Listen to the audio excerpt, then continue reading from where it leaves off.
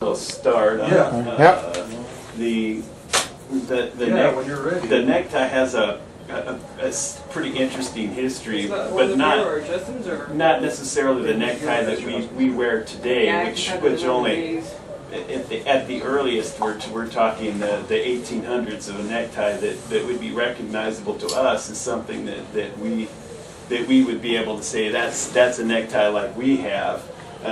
What a necktie from what we're talking about, something that would be worn around the neck that some people would say for absolutely no reason, would be going far back. First we thought it was the Romans who would have a piece of cloth that they would wrap around their neck for orators that was supposed to save their voice, and for Roman soldiers also would have one that they would wrap around their neck to help with the rub against the armor against their chest and neck.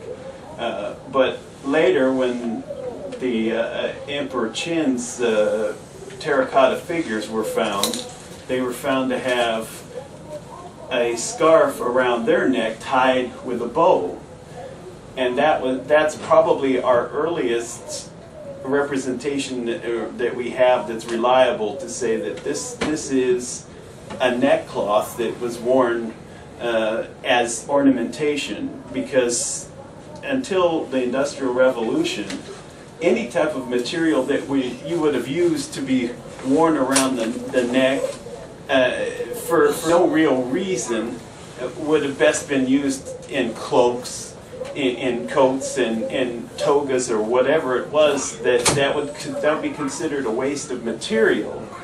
And so that finding something that early, which was probably silk from the lay of it and what we see today, and that was 5 AD or 5 BC, sorry.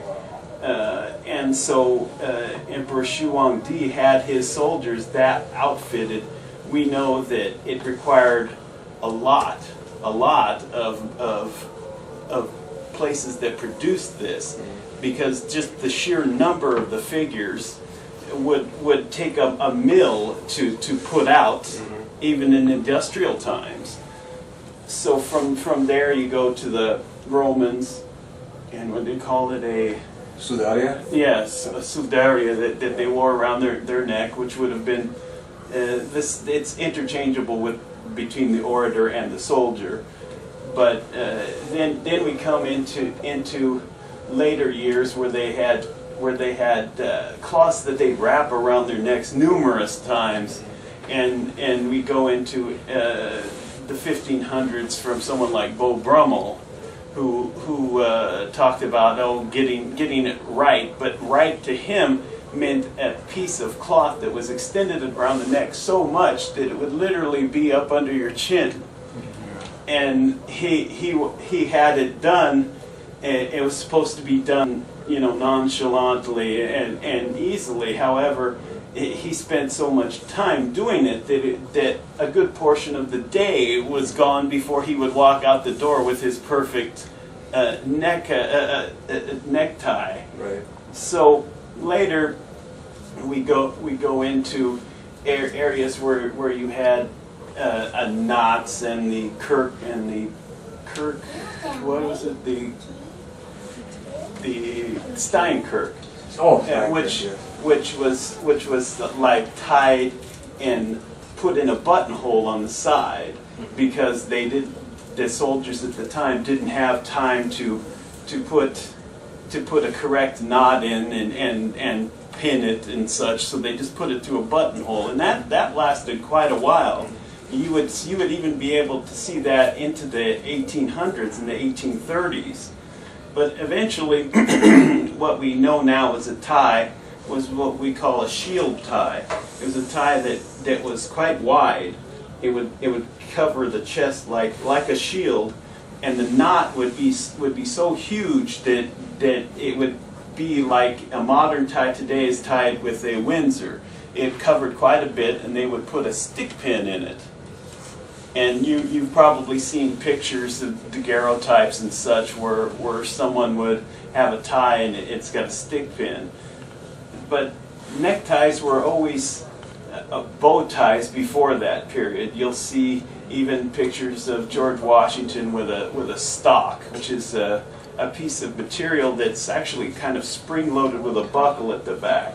Onto that is sewn a bow, which makes it like a bow tie. But those were so uncomfortable and so bad, and they would literally extend up as well. Our modern comfortable necktie is really a modern thing, because until the stock was gone, which was probably into the 1830s, they were still wearing the stock, they were still wearing the Steinkirk, and then they came into having neckties that you could tie in. A four-in-hand was probably your most popular at the time, and it was the simplest, really.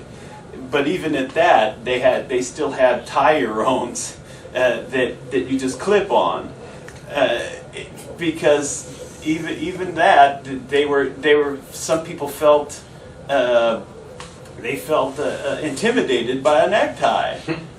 And so they still do today, because they still sell clip-ons. So from then you went to a necktie, and then thinner and thinner. In the early part of last century, the 1900s, your ties were thinner. Into the 20s, they would be thinner ties, but before that, like I say, you had the shield tie with the stick pin, which is Victorian.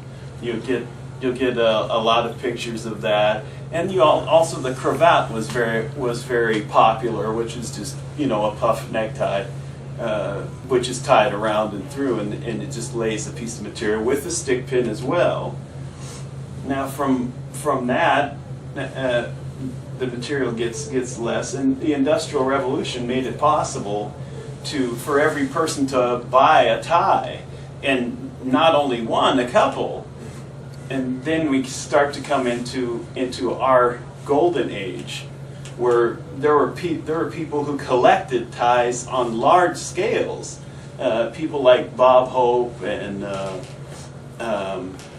other actors had huge ties, and there were tie swapping clubs and all kinds of such things. They had the ability to do it through the mail, and some clubs even had successfully done in 6 months, traded 1,000 ties through the mail. That's just amazing. And in an era of today, where we trade a tie on eBay in 6 days, and it's here in a week.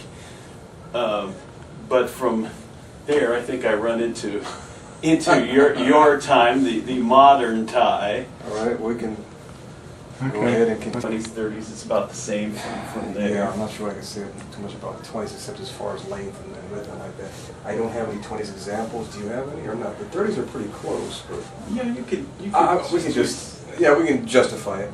And that's you could use the other one with the wide tail piece on it, and see that. Well, the one that you looked at is pretty close. Okay, let me know when you're ready, John. And that's very good. You really bowled up on that one. A lot of good information. That one, excellent, good. Just feel like really good start. Yeah, whatever. You want me to stand here, John, or? Yeah, that's fine.